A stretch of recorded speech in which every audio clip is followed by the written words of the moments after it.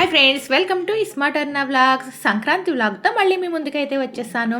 సంక్రాంతి రోజున కూడా ఇంకా తెల్లవారకుండానే నిద్ర లేచాను. ఎందుకంటే ఈరోజు కూడా తల స్నానం చేసి రెడీ అయ్యి టెంపుల్స్కి వెళ్దాము అని చెప్పి ముందుగా నేను నిద్ర లేచి ఇక స్నానం చేసి వచ్చి పిల్లల్ని మా వారిని లేపుదాం కదా అని ముందైతే నేను స్నానం చేసి వచ్చాను. ఇంకా సంక్రాంతి కదా అని చెప్పి ఈరోజు కూడా తలస్నానం అయితే చేసి కొత్త బట్టలు అయితే కట్టుకున్నాను.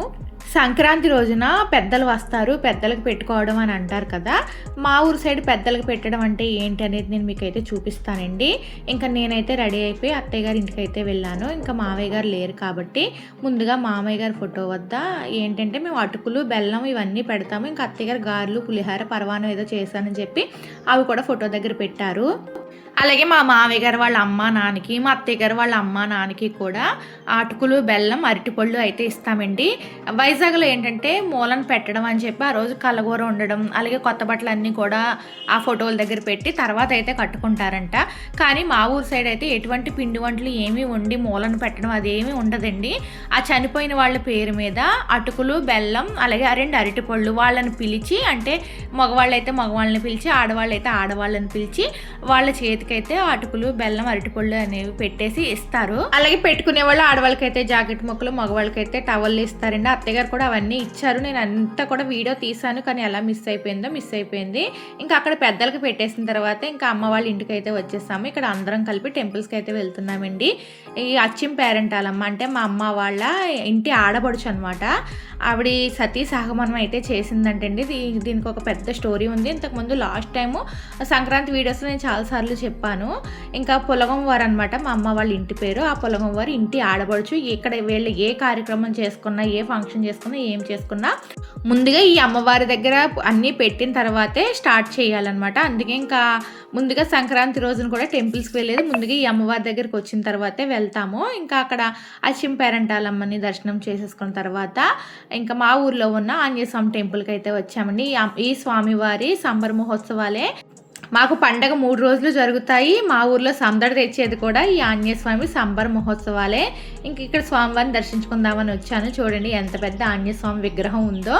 ఈసారి న్యూ మొబైల్ తీసుకోవడం వల్ల అన్నీ కూడా చాలా క్లారిటీగా వస్తున్నాయని అనుకుంటున్నాను. కలర్స్ అన్నీ కూడా బాగా కనిపిస్తున్నాయి కదా.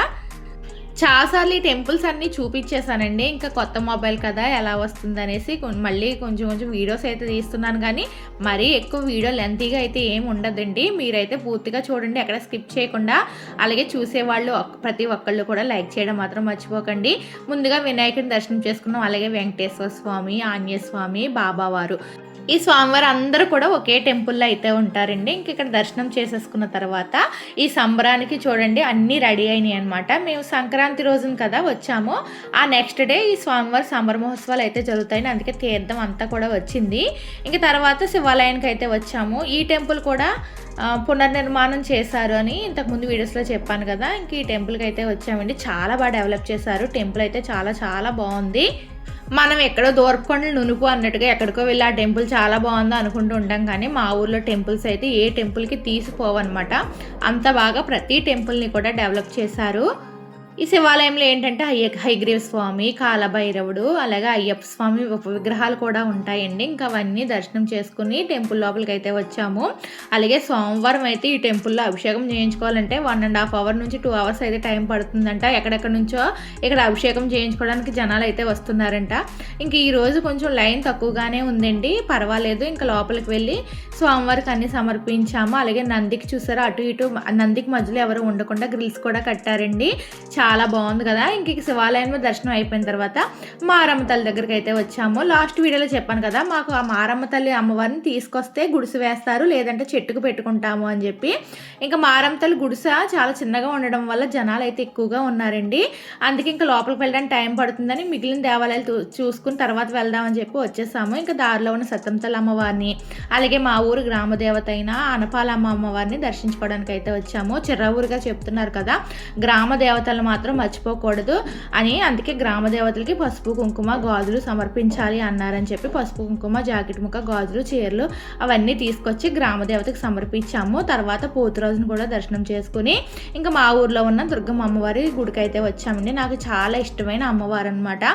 నేను చదువుకున్నప్పటి నుంచి కూడా ఈ అమ్మవారు అంటే నాకు చాలా ఇష్టం. ఏ ఎగ్జామ్కి వెళ్ళాలన్నా ముందుగా ఈ తల్లిని దర్శనం చేసుకుని అయితే వెళ్ళేదానండి. అంత ఇష్టం అనమాట చిన్నప్పటి నుంచి. ఇంక ఇక్కడ దుర్గమ్మ తల్లి అమ్మవారిని కూడా దర్శనం చేసుకున్న తర్వాత మా ఊర్లో ఇంకొక గ్రామ దేవత అయిన మాచరమ్మ తల్లి దర్శించుకోవడానికి అయితే వచ్చాము. ప్రతి ఊర్లోనూ ఒకే ఒక గ్రామ దేవత ఉంటుందండి. మా ఊర్లో 3 గ్రామ దేవతలు అయితే ఉన్నారు. అనపాలమ్మ, మాచరమ్మ, మారమ్మ. చిర్రావూరు గారు ఎక్కువగా చెప్తున్నారు కదా, మనం ఎక్కడికి వెళ్ళినా ఎలా ఉన్నా ఎంత పొజిషన్కి వెళ్ళినా సరే గ్రామ దేవతలను అయితే మర్చిపోకూడదంటండి. గ్రామ దేవతలకు కొబ్బరికాయ కొట్టి పసుపు కుంకుమ గాజులు సమర్పిస్తే చాలు మనం కోరిన కోరికలు నెరవేరుతాయని చెప్పి చిర్రావూరు గారి ఛానల్లో నేను విన్నాను అనమాట. అందుకే ఇంకా మాచరమ్మ, మారమ్మ, అనపాలమ్మకి కూడా పసుపు కుంకుమ గాజులు, జాకెట్ ముక్క, కొబ్బరికాయలు ఇవన్నీ తీసుకొచ్చి కొట్టాము. అలాగే ఇవి ఘటాలండి. ఇవి మాచరమ్మ తల్లి సంబరం కూడా పండగ అయిపోయిన తర్వాత 4వ రోజు జరుగుతుంది. అప్పుడు ఊరూరా ఆ ఘటాలను తీసుకుని వస్తారు. అప్పుడైతే నేను వీడియో తీసాను, అది కూడా మీతో షేర్ చేసుకుంటాను. ఇంకా మాచరమ్మ అమ్మవారి దర్శనం చేసుకున్న తర్వాత ఇంటికి వెళ్ళి కొంచెం టీ తాగేసి మళ్ళీ ఇక్కడ మిగిలిన ఆలయాల దర్శనాలకు అయితే వచ్చాము. ఇంకా సుబ్రహ్మణ్య స్వామి, లక్ష్మీదేవి, వినాయకుడు ఇవన్నీ ఆలయాలు అయితే దర్శనం చేసుకున్నామండి. ఇవన్నీ దర్శనాలు అయ్యేసరికి మాకు మధ్యాహ్నం 11:30 అయితే అయ్యింది. ఇంక ఇక్కడ నుంచి బయలుదేరి మేమైతే అనపత్తి వీరుళ్ళమ్మను కూడా దర్శనం చేసుకోవడానికి వెళ్దామని చెప్పి బయలుదేరుతున్నాము. ఇంకా మా ఊర్లో స్టార్టింగ్లో ఉన్న సుబ్రహ్మణ్య స్వామి దేవాలయం, అలాగే చెట్టు కింద ఇక్కడ పుట్ట అంతా కట్టారు. ఒక పక్కన కాలువ, ఒక పక్కన పొలాలు అయితే ఉంటాయండి. బాగుంటుంది ఈ టెంపుల్ కూడాను. ఇంకా మధ్యాహ్నం 12 అయిపోతుందని చెప్పి ఇంకా అనపత్తి అయితే వెళ్ళామండి. అనపత్తిలో కూడా ఈ వీరుళ్ళమ్మ అమ్మవారి జాతర మహోత్సవాలు అయితే జరుగుతాయి. పండగ 4 రోజులు కూడా ఇక్కడ తీర్థం అన్ని జాతర అన్నీ కూడా చాలా బాగా జరుగుతాయండి. మా చిన్నప్పుడు ఏంటంటే మా ఊర్లో ఆంజనేయస్వామి సంబరం అంత పెద్దగా చేసేవారు కాదు. ఇక్కడ వీరుళ్ళమ్మ సంబరం చూడడానికి అనపత్తి అయితే వచ్చేవాళ్ళం. ఇక్కడ మా మేనమామ వాళ్ళు ఉన్నారు. ఇంకా చిన్నప్పుడు మా మామయ్య వాళ్ళ ఇంటికి అయితే వచ్చేవాళ్ళం. ఇక్కడ ఉండి 4 రోజులు కూడా ఈ సంబరాన్ని అయితే బాగా ఎంజాయ్ చేసేవాళ్ళం అండి. ఇప్పుడు ఇంకా మా ఊర్లోనే సంబరాలు బాగా జరుగుతున్నాయి కాబట్టి ఇక్కడికి రావట్లేదు, కానీ ఈసారి అయితే వచ్చాను, అన్ని వీడియో తీసాను. నెక్స్ట్ వీడియోలో వీరుళ్ళమ్మ జాతర అంతా కూడా నేను మీతో షేర్ చేసుకుంటాను. ఇక్కడ వీరుళ్ళమ్మ తల్లి అని చెప్పి పువ్వులతో చాలా బాగా డెకరేషన్ చేశారు కదండి. అలాగే టెంపుల్ అంతా కూడా పువ్వులతో చాలా చాలా బాగా అందంగా డెకరేట్ చేశారు.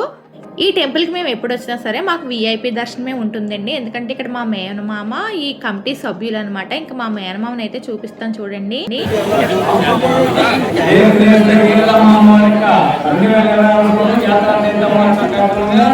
అమ్మవారికి భారీ అమ్మవారిని దర్శించి అమ్మవారికి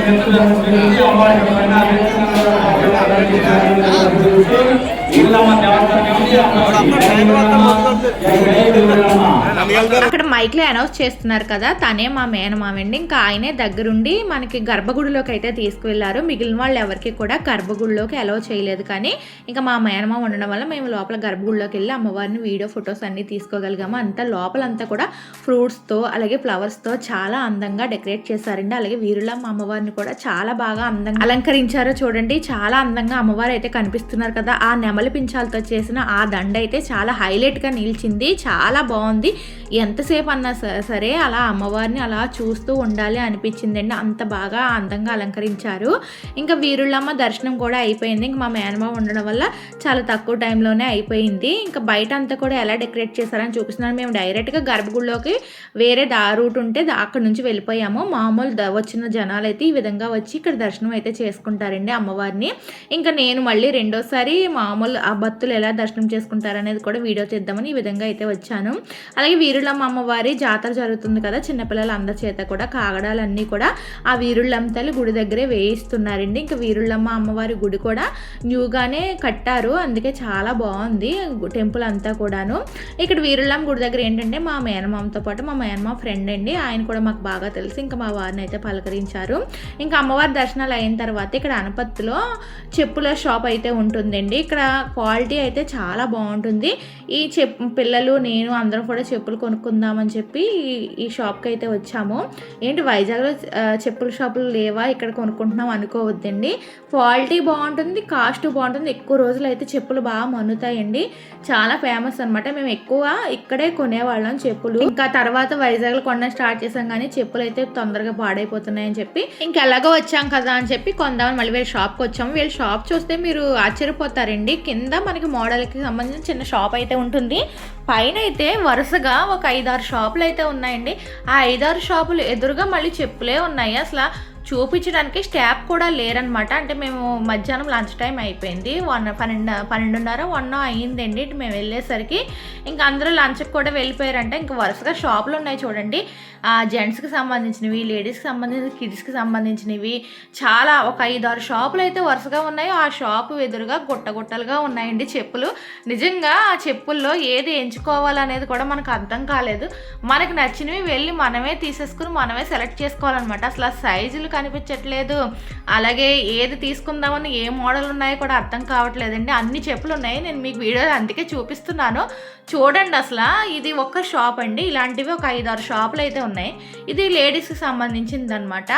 ఇంకా నేను ఏదైనా చెప్పులు తీసుకుందాం అనేసి వెళ్ళాను, కానీ నాకు కనిపించలేదన్నమాట. అంటే చాలా మోడల్స్ ఉన్నాయి, కానీ మన సైజుకి తగ్గట్టుగా ఉన్న దాంట్లో నాకు నచ్చిన మోడల్ అయితే లేదనమాట. నాకు 10 సైజ్ కావాలి అనేసి ఇంక మా వారి పైన 10 సైజ్ అయితే చూస్తున్నారు. అలాగే నేను 10 సైజు వెతికాను, కానీ ఇది వచ్చేసి నాకు నచ్చింది, కానీ దీంట్లో బ్లాక్ ఉంటే బాగుండు అనుకున్నాను, కానీ ఇంకా బ్లాక్ కలర్ అయితే లేదు. ఇంకా మా పిల్లలు మా వారు అయితే తీసుకున్నారు. ఇంకా నేనైతే మళ్ళీ ఇంకొకసారి వద్దాంలే, పండగ మొదలు హడావుడిగా ఉందనేసి ఇంక నేనైతే తీసుకోలేదు.